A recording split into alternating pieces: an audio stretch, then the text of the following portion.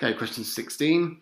Here we're trying to prove that 1 plus 8n minus n squared is positive for all integers between 0 and 8.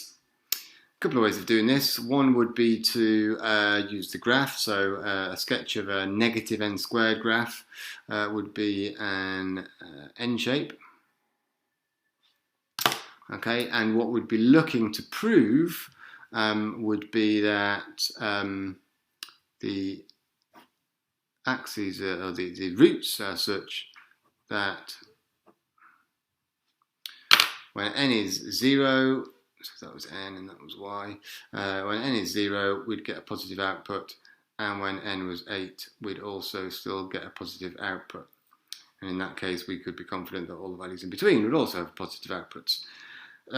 So if we then find the roots and ensure that one of the roots was to the left of 0 and the other was to the right of 8, then we could be confident that when n was between 0 or 8, this function would be positive. So that's one way of doing it.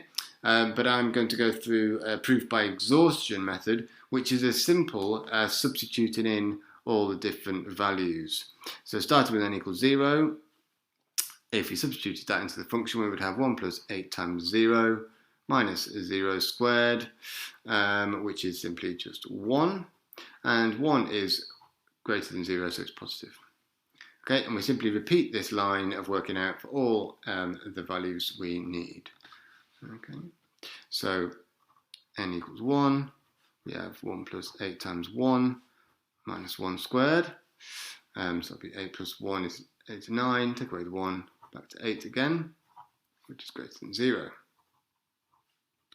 When n is 2, we have 1 plus 8 times 2 minus 2 squared. 8 2 is 16, 1 is 17, take away 4 is 13. When n is 3, we have 1 plus 8 times 3 minus 3 squared. 8 3 is 24, plus 1 is 25. Minus 9 is 16, which is greater than 0. When n is 4, we have 1 plus 8 times 4 minus 4 squared. 8 4 is 32, plus 1 is 33, minus 16 gets us to 17, which is greater than 0. Moving on to n equals 5.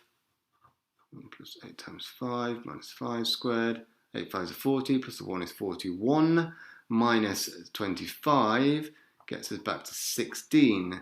Now at this stage, what we can see is the quadratic is starting to repeat its pattern. So it's gone from 1 up to 8, 13, 16, 17, then back to 16. And so now, because of the symmetrical nature of a quadratic, we were here at basically y value of 1, then 8, then 13, then 16, then 17. Now we're back to 16, so then we're going to go back to 13 and 8 and 1. So, when n is 6, we can formally write it out. Okay, just picking up from before I was rudely awakened by the telephone. So here I was on n equals 6 is 1 plus 8 times 6 minus the 6 squared, and we know now from the pattern that that would be 13. When n equals 7, the pattern will tell us that it's going to go down to 8, which is still positive. And finally, when n equals 8,